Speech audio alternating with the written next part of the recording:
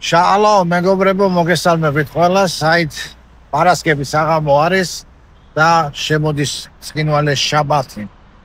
და ჩვენ ვამბობთ შაბათ შალომ. ბიბლიური კალენდრის და ებრაული ტრადიციის მიხედვით დღე იწყება საღამოდან. რადგან ბიბლიაშიც წერია, იყო ღამე და იყო დღე ერთი. ამიტომ ებრაულ ტრადიცია და ებრაელები მიზევენ იმ ბიბლიურ ტრადიციას, რომელიც არის მოდის დაბადების წიგნიდან. დღეს ჩვენ ვისაუბრებთ ძალიან მოკლედ თორის საკვირაო თავს, რომელსაც ქვია რე. მე ცოტა მოგვიანებით განგიმართავთ მაგ სიტყვას. მაგრამ მინდა მანამდე ჩემ გამომწერებს გთხოვთ, მოიწონოთ ეს ვიდეო, აუცილებლად გააზიარეთ და აუცილებლად დააკომენტარეთ. და აუცილებლად გააზიარეთ.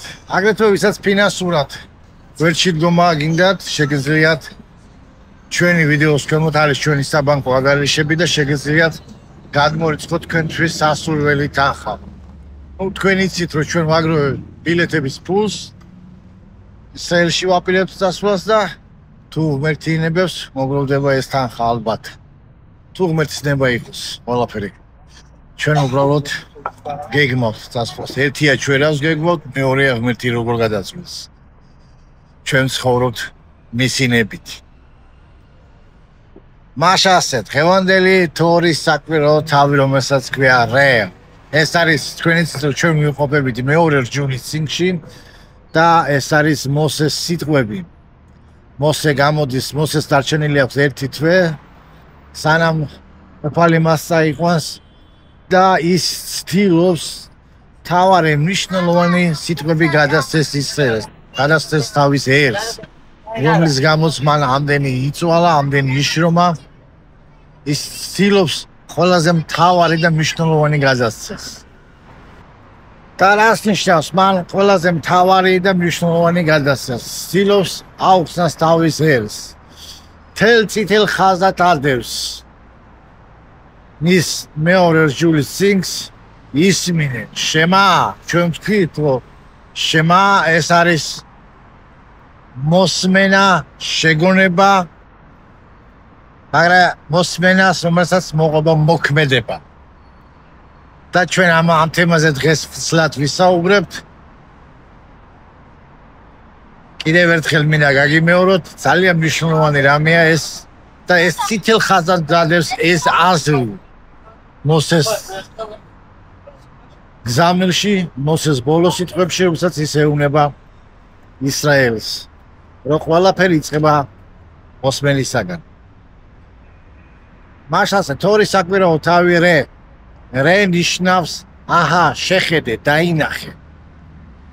მაგრამ არა ისეთი დაინახე, არამედ როგორც შმა არის, ესე არის რეც. ანუ როგორც მოსმენა ატარებს ღრმას, ასევე ატარებს დაინახე, შეხედეს. ღრმა აზრიდებს კიდევ ისევ ამაში, ამ სიტყვებში. რე ნიშნავს შეხედო არა ისეთი თვალებით, როგორიც შენ დანახვისთვის, არამედ შეხედო ღრმად, გამოიკვლიო, შეისწავლო. აი ამას გულისხმობს. და ესე იწყება, ეს არის მეორე რჯულის 11 თავის 26 მუხში. ქართულ თარგმანში ჩვენ გვაქვს სიტყვები ასე იწყება. აჰა, მე დღეს გიდებ შენ კურთხევასა და წყევლას. და ამაზე გავჩერდებით ჩვენ. ახალს გადმოგცემს თითქოს აზრს, მაგრამ ებრაულ ორიგინალში, რომელსაც ჩვენ ვკითხულობთ, რე დაინახე ცოტა უფრო ღრმა აზრს გადმოგცემს. ქართულის გადმოგცემს, აჰა, ანუ გაფიქრებს. ანუ თითქოს გეუბნება, აჰა, შეხედე. აჰა, გამოიკვლიე, აჰა, რა დაგიდები დღეს, რას გაძლევ? გამოიკვლიე ეს. თითქოს გეუბნება ეს სიტყვა, ქართულადაც. ასე რომ, დიდი შეცდომა არაა, მე თუ მე ჩემს მომყვათ თქვენ, მე თუ მკითხავ დიდი შეცდომა არ არის, თუ ჩვენ წავიკითხავთ, აჰა, სიტყვა დაინახეს მაგივრად. მაგრამ მე ახლა ვსაუბრობ რეზე, დაინახე და ჩვენ ვთქვით რომ დაინახე, ეს არის შეხედე, გამოიკვლიე, გამოსცადე არის კიდევ ესე. რა არის და ეუბნება კურთხევა. კურთხევაც ებრაული სიტყვა და ნიშნავს ივრითულად ბრახა. მოდის ზმნა ფუძე ბერახიდან. ბერახ ნიშნავს მუხტს. ბიბლიური კონცეფცია და ებრაული სამხედველობა გვასწავლის, რომ კურთხევა ადამიანისა იწყება, როდესაც ადამიანი არის მუხმოდრეკილი. ბერახ ნიშნავს მუხტს და ამიტომ თავის თავში გულისხმობს ადამიანის მუხმოდრეკას ღმერთის დიდებულების წინაშე. ეს არის საწყისი. ყველაფრისა.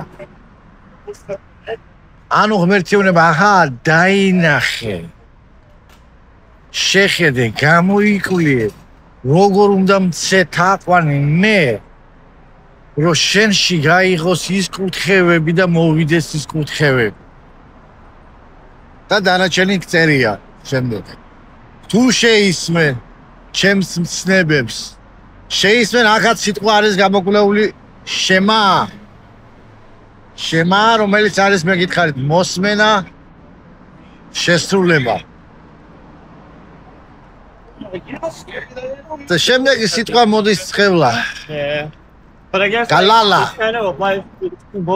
საინტერესო სიტყვა მოდის ფუძე, კაფი, ლამედ, ორი ლამედისაგან არის იქ. კაფ, ლომედ, ორი სიტყვა, ლამედ. კალ ნიშნავს ჩადეს. დაკავზე მნიშვნელოვანი რომ ცხევლაში აქ როგორც ნათარგმნელი ცხევლა ბიბლიურ კონცეფციაში ეს ცხევლა არ არის მაინდამაინც რომ შენ ავად ახარ ან ცუდად ახარ ან ღალიბი ხარ. თავი ბიბლიურ ცხევლა ნიშნავს და ბიბლიური კონცეფცია გადმოგვცემს ჩვენ და ებრაულ ტრადიციას გვასწავლის რომ ეს არის სიცოცხლე უფუნქციოდ დარჩენილი ადამიანი. გახსოვთ იესო ქრისტეს იგავი რომ მოყავს. 7 დემონი რო ყავდა, ლეგიონი რო ყავდა და სუფთა იყო სახლი. გასუფთავდა, მაგრამ სიცარელის გამო რომ არავინ არაფერი არ იყო, ისევ დაბრუნდა და უფრო ვარესი დამართა. ცარიელი ადამიანი ეს არის საშინელება. რას ნიშნავს ცარიელი ადამიანი? ცარიელი ადამიანი ბიბლიურ კონცეფციაში ნიშნავს უფუნქციო ადამიანს. ადამიანს, რომელსაც არ აქვს ფუნქცია. და რა ფუნქცია დააკისრა ღმერთმა ადამიანს? ადამიანმა უნდა განადიდოს ღმერთს. მაგრამ ესეთი ცარიელი ადამიანი ვერ განადიდებს ღმერთს, რადგანაც ღმერთის დიდება კავანა, რასაც ქვია ივრითული სიტყვა, ითარგმნება როგორც კიდევ სიმძიმე, მძიმე. და ცარიელი ვერ აზიდავს ღმერთის დიდებას, ვერ აზიდავს ამ სიმძიმეს, ღმერთის დიდებას და ამიტომ ეს ადამიანი აღარ არის ღმერთის დიდების მადარებელი. და ეს ადამიანი არის ცხევლაში. ეს არის ჩვენი თორის საკვირაო თავი, რომელსაც დღეს მე მინდა გითხრა და გეუბნებით, რომ ვიყოთ სავსე. სავსე ღმერთის კურთხევებით. სავსე ღმერთის მცნებებით. ეს არის ძალიან მნიშვნელოვანი, რომ ჩვენ ვესმოდეს. არ ვიცი ახლა ჩემი ხმა როგორ არის აქ ჩაწერილი. მე დამავწდა მიკროფონი და წამომიღო. აი მიკროფონი რომ ხონოდა, მაშინ უფრო კარგად ვსაუბრებ. მაგრამ იმედია თავარი გადმოსაცემი კარგად ჩაიწერა, ძალიან ხმაური არ იყო. ამიტომ ნახოთ, თუ ხმაური ცუდია და გვიშლის ხელს, მაშინ ამ ვიდეოს სხვა დროს ჩავთავ და სხვა დროს გავაკეთებ. ასე რომ ნახოთ ჯერ როგორ იქნება.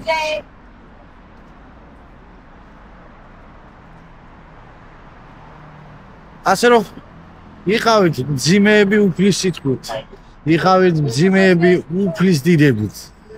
და ნუ იქნებით ისე, მაგრამ როგორ ხდება ადამიანი უფლის სიტყვით მძიმე, უფლის დიდებით მძიმე? როდესაც ის ღმერთის მცნებებს სწავლობს და თავის სიცოცხლეშივე ასრულებს. მაშინ ხდები ჩვენ მძიმეები. აშასე, შაბათ შალომ, გაგზელება იქნება, გვიყურეთ.